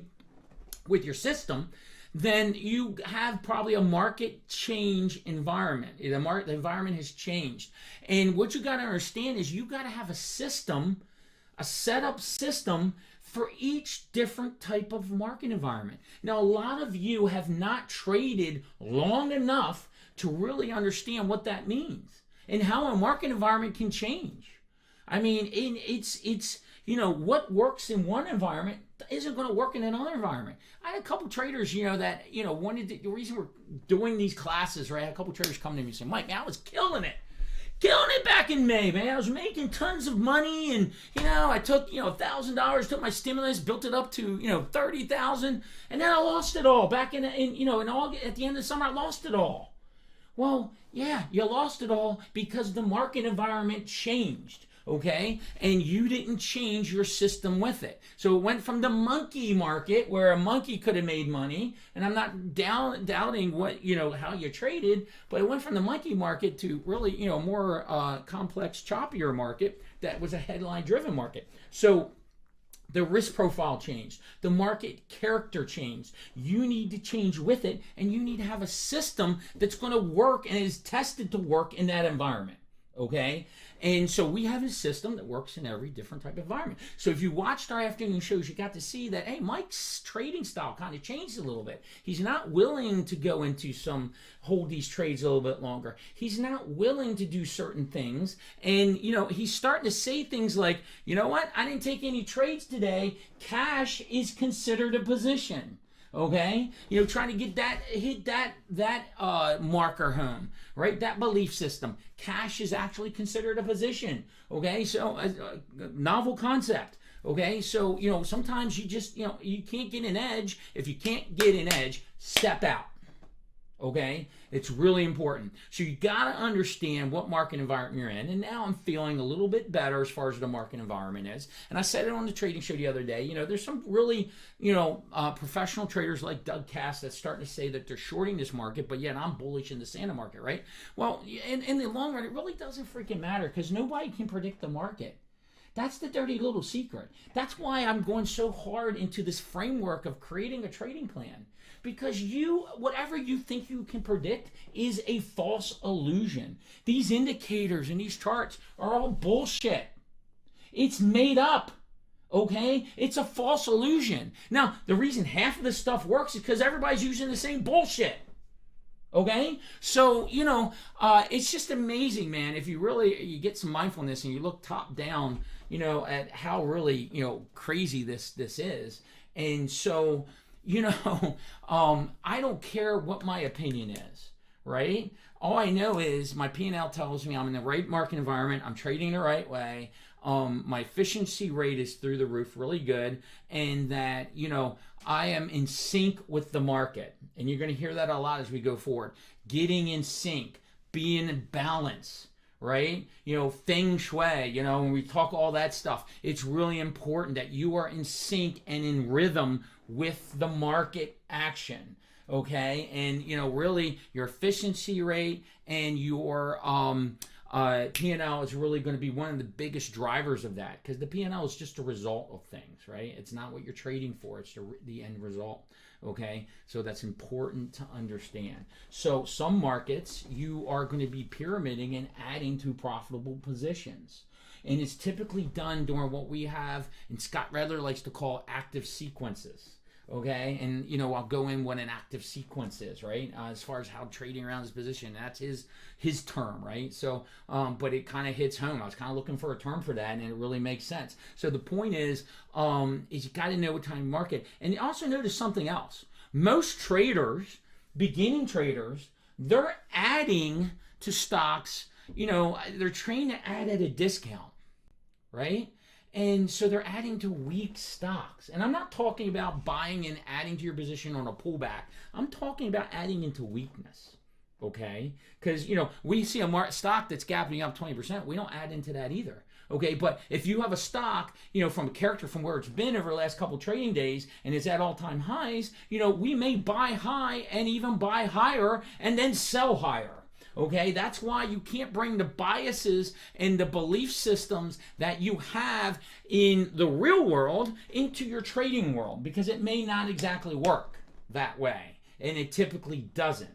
So, that's why a lot of times when a stock starts going for me, I'm adding to that position. I'm adding into a profitable position rather than adding into a weak position. Okay, I'll give you a couple examples as far as stocks that have been in active sequences, right? So if you look here, this is a stock chart of AMD. Really good company. Love the company. And if you notice, right, back in April of this year, really through July, it was in a nice little tight consolidation zone. I mean, just really tight. We love this, right? Because you got to, and when we start going over charts, we're going to go over this, the not just levels and stuff, but we're going to talk about what is the psychological behavior that charts are showing, because that's all they're doing is showing a pattern of psychological behavior. Okay, and so right here you see it chopping in a consolidation zone that's tight. So it's tight, it's in a tight range. It's got a lid and it's got a floor, and it's typically really, you don't have a wide range typically. So it's in a nice consolidation zone. We love those because once they break out, they typically go for a while. And if you look at this breakout on AMD, okay, which we traded, the breakout was at 55, right? No, excuse me, it was at 60. Right? And you had the first little bar that first day. I can't remember what day that is. Can't see that closely, but it had that first breakout of the consolidation zone, and it closed at the high above the zone. That should have gave you a clue. In our system, we were going long AMD. Okay. Now the next day was an inside day. It pierced a little bit of a high, but closed down by the lows. But it still closed above the top of that consolidation zone, which was resistance. It's now support. Okay, so it kept our character in place. Okay, really nicely. Okay, so we were actually down in that position the first day. Okay, but what happened the next day? The stock gapped up, and it started what we call an active sequence. And that stock went from $60 all the way up. That sequence didn't end until it got up to an all-time high of $94.28. Pretty nice trade, okay? Pretty nice trade in about a month of trading.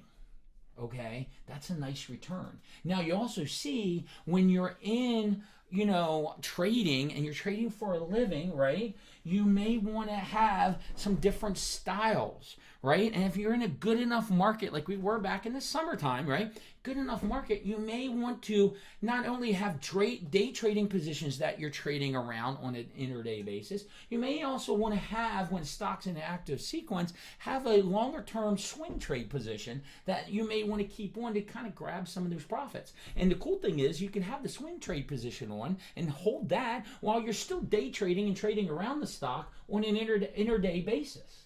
Okay, that's what we're talking about. Stock that has an active sequence, and it's the right market environment, and you can kind of trade around that type of environment. I'll give you another example, and if you've been following our trades and following our show, this is a stock I've mentioned pretty much almost every day over the last couple of months. It's JMIA. Okay, well, again, if you look at this stock for a pretty long time, it was kind of in a tight little consolidative range, right? And you can see here, it kind of had this nice volume on 6/30 or at the beginning of July.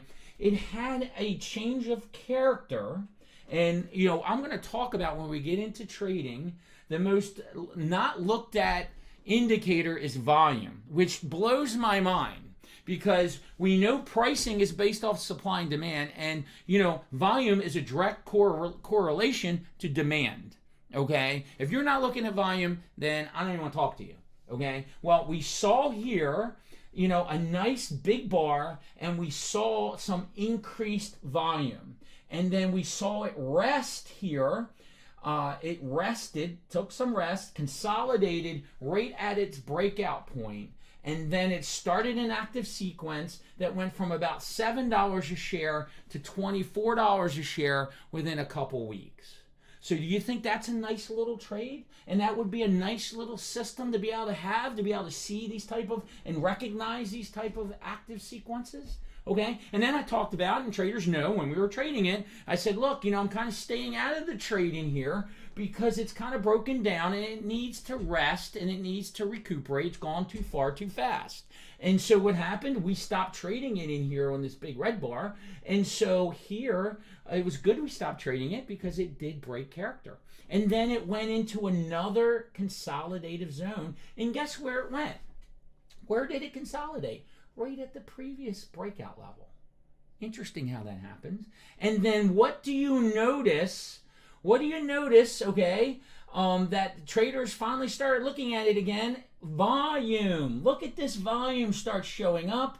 Stock gaps up. We get in, and now you have another new active sequence that we traded up. And in this active sequence, we took it from 8 to about 20 within a week and a half, 2 weeks.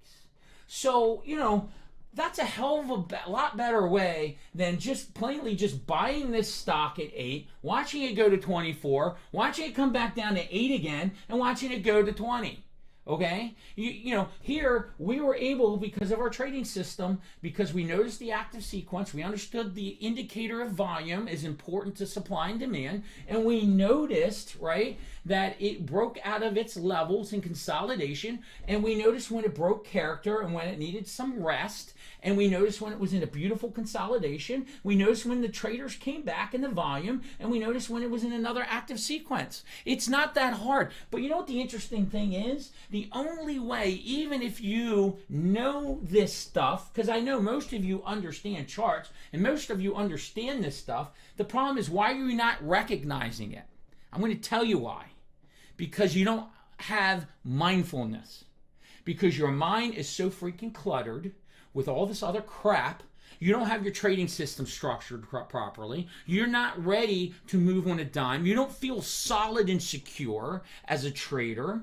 And so that makes your thinking, your mental processes cluttered. And when your mind is cluttered, you can't have a top-down approach. And you can't look at this chart and say, wow, look at that. Yes, I recognize. Okay, because 90% of traders, even though they know this stuff, they don't recognize it because their mind's cluttered with crap, because they're not prepared for trading. Give you another example is NEO. A lot of people are trading NEO. It's been we've been trading it since way back in the summer. Okay, you had this long, first off, you love stocks that have a really long consolidation period in here, right? This is, this is one of those EV companies. Then it started percolating, and what started the percolating? A little increase in volume, right? So you kind of had it here, and we started, got it noticed actually from another trader. We didn't, I didn't even know about NEO before, to be honest with you. And then I saw a trader that had traded this little breakout. We did not, because we didn't have it on screen. You can't see every stock, right? Well, what you notice in here is the increase in volume. We did take notice of that, okay? And so what we watched was how it consolidated in here, right? And then as it started to get going again, and we saw the volume kick in, we bought, right? And we traded up in here, and then we traded in here nicely. And again, you can see the spikes in volume that really pushes NEO. And then it really started a active sequence that went from this breakout of 30 all the way up to 54, and you saw some really good volume in here. So NEO, you should have been able to see that on your chart, right? And that's why I also recommend, look, I don't diss all the other, traders. You should be a part of some groups and stuff like that, because sometimes you can see stuff that you don't have time to look for, right? So if you're part of another mentorship group, or if you're part of a chat room or something like that, all I say is don't trade other people's stocks. And what I mean is make sure it fits your system. So I look and see, hey, if other traders got, a really good stock to trade, I'm going to look at it. But I'm also going to make sure I'm in the right chat room, right? So I got not some bullshit guy that's giving me a stock recommendation that doesn't know his head from his, what, right? So you want to make sure you got some professional traders that you're following, and that you're getting some good ideas there, right? So look, we everybody does it. If they say they don't, they're lying, okay? Because you can get some good trades, but we never trade. If somebody comes to you with a tip, don't trade it. Okay, you got to make and take what people tell you and make it your own. Just like when we go through our morning mentorship group, and we go over charts, and we go over stocks, and we go over setups. I don't want our traders just blindly trading the stocks I go through. I want them to understand my thesis. I want them to understand the levels and why I'm trading it, and then I want them to see, how it worked, right, and make it their own. And apply the same process and understand the process so they can use it with the stocks that they have, right? And that's so important. And it's the same thing that you got to do. I don't want you blindly following me. I don't want you to, if you become a really good trader, I don't want you to come to me on the floor all the time saying, Mike, man, can you give me a couple ideas? I want you to understand the process yourself, and I want you to be able to apply it to trades that you're doing. Make trades your own. Don't blindly follow somebody else. Okay. Another stock, is workhorse. And I tell you what, I trade this stock. It's back in play, right? And I trade this stock every day this week, man. Made, great money. It's been one of my most consistent winners this week.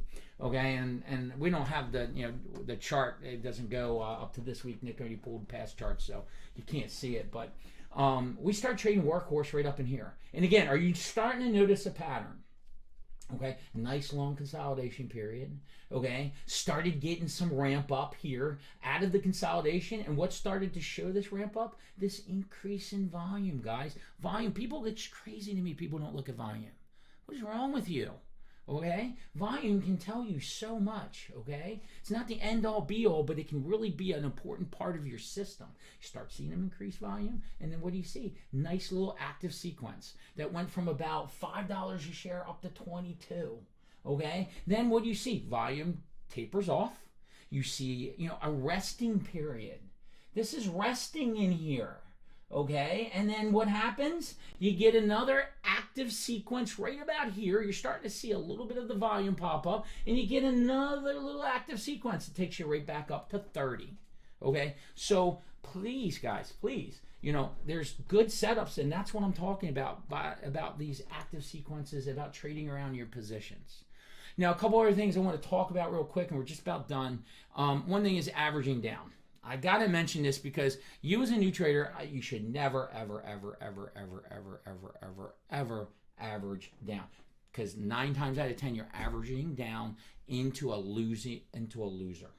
Okay? Now, do I average down? Do professional traders have rules where they can average down? Absolutely. It's called trading around the stock, and it's called, we're experienced and disciplined enough to be able to do that, okay?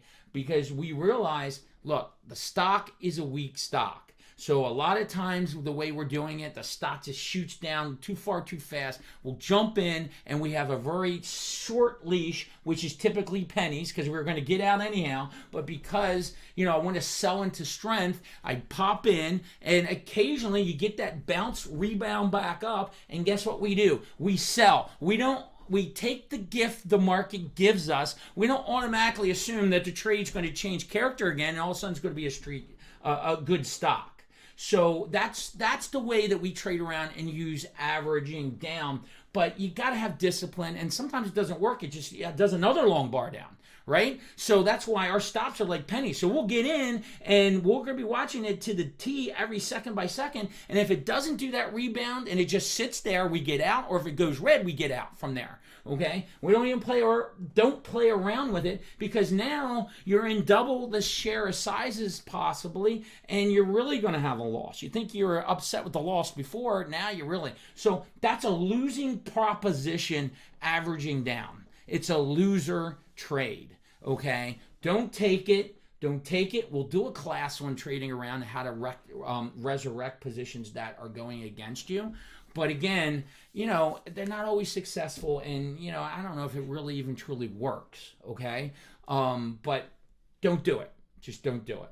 And then the last thing in here really is hedging, okay? Hedging is nothing more than buying insurance because you're holding positions overnight. Okay, so typically we're looking at the beta of a stock, and if a stock has a beta over 1, it's typically more volatile than the market, right? Or if it has a correlation factor that is close to the market, a lot of times we'll put on a hedge, okay? Because then it's like it's kind of a form of insurance. And you're hedging typically against the market if it's going up, or for the market if it's going down.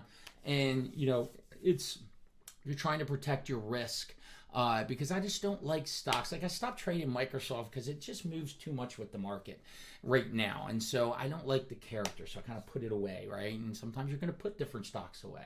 And typically when you hedge, the greatest tool to use, the cheapest tool, is really using puts. We talked about options, calls, and puts. We'll use puts or we'll use calls, okay? And it'll give you it's a good way to use hedging. And we'll get into when you start putting your plan together and you start putting your strategy together. We'll get more into if you want when to apply hedging, how to apply it to your system, and whether you really need to apply hedging, because it's like buying insurance, right? You hope you never have to use it, and it's just going to cut into your profits. Okay, so really, if you have a good system, you probably shouldn't even need to hedge. Okay, but we'll get into a little bit more why.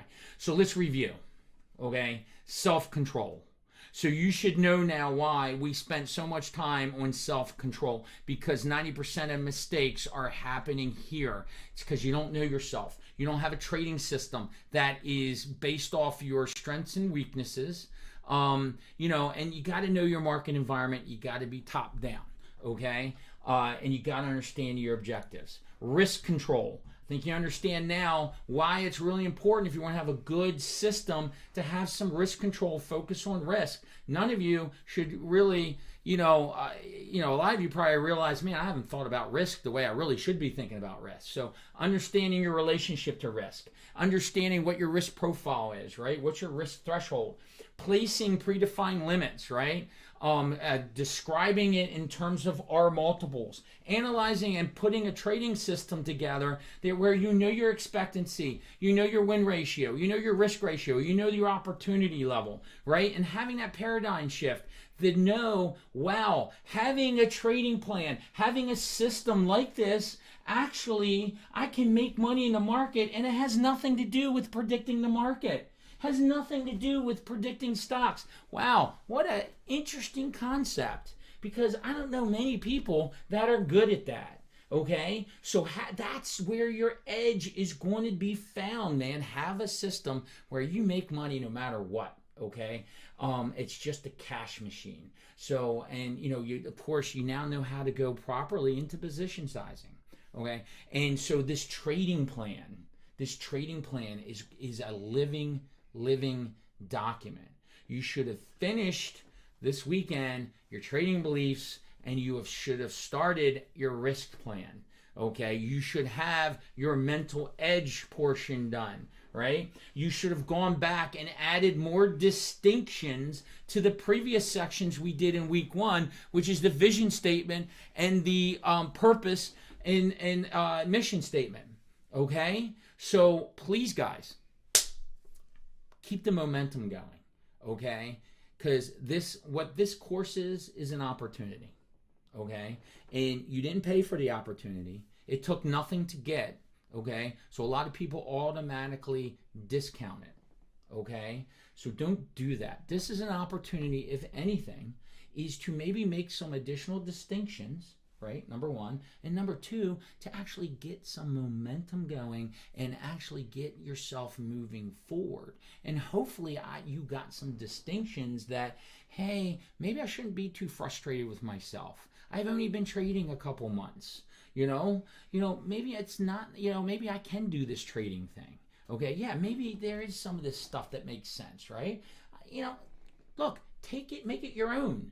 Take what you feel you need out of it. What I'm trying to do is help you guys from a market tuition standpoint. I don't want to see you blow your account out. I don't want to see you have a false sense of security that you're a better trader than you really are, or a false sense of security, or more importantly, a false sense of whatever you want to call it, beating yourself up that you're a weaker person than you really are, because that's not the case. Everybody's got to go through this journey to become a good trader.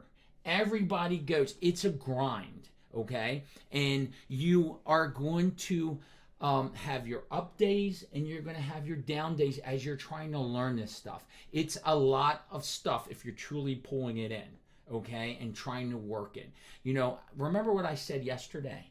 You're not going to be able to change yourself, fix yourself overnight, and you don't have to fix yourself to become a good trader. But you got to start recognizing where your weaknesses are and start working on bettering your internal control, your internal dialogue. And it helps. Believe it or not, we're giving you the tools to do it, so you don't have to spend $50,000 on a psychiatrist. Okay, I recommend to all our traders, you should be going to an Anthony Robbins seminar, man. You should be reading his books. You should be listening to David Goggins. You should be listening to Eric Thomas. You should be, looking at Dr. Van Tharp. You should be, I gave you the books to read. Dr. Elder, Alexander Elder, you should be looking at him. You should be, broadening your horizons. What I don't want you doing is actually spending a boatload of money when you don't need to do that right now on a course, okay? Because trust me, if you want to do the really popular course out there where you can get these momentum trades, you can do that, right? But you're going to have a different level of distinction that's going to give you a better chance to be profitable when you actually learn that system, right? Or if you go into the penny stock guy, which I love the guy with the crazy afro now, right? If you go and do his system, right, and start trading his way, because now you're going to have a different level system in place to protect yourself against losses, right? They're really good educators and really good systems, okay, to maybe use and incorporate if it meets your strengths and weaknesses, okay, into there. But the key is, hopefully, you now have the important distinctions you need to make so that when we start getting into some of putting your systems together in your trades, you'll get there. And I will say this, you're going to, don't fall off, guys. You're going to have losses. You're going to get frustrated. Life's going to come in and, just get right back on the horse. It's like I said, like if you're trying to lose weight, right? The reason people jump out, right, is because they have a bad day. They miss a course. Like here, you may miss a course, or you didn't do what was supposed to be done last week. Well, that's true. Go and do it now. You got this weekend. Catch up because you're not that far behind. But, this has to be an active process. If you're not being active, then you're not going to get anything because you only retain about 10% of what you're hearing. You're only retaining about 10% of some of this stuff, right? Read the books, okay? It's important. Don't take anything for granted. Guys, the rewards are tremendous, and I appreciate you sticking through with it. And also, we do our Sunday mentorship. We get together with a couple people that will do a mentorship group in Zoom, and we'll go through charting, we'll go through, some additional questions and stuff like that. If you want to be a part of that, email us at info@vanttrading.com. If you want to be a part of that mentorship group, you can be a part of that because, I'm a true big believer that people learn from other people. So I appreciate you taking the time. Another long course, I know it's a tough week, but really right now you've gotten everything you need. You are armed with everything you need to be part of that 10%. Whether you realize it or not, you are armed. So I'm glad you stuck with it, and I appreciate you guys being part of the group. Safe trading.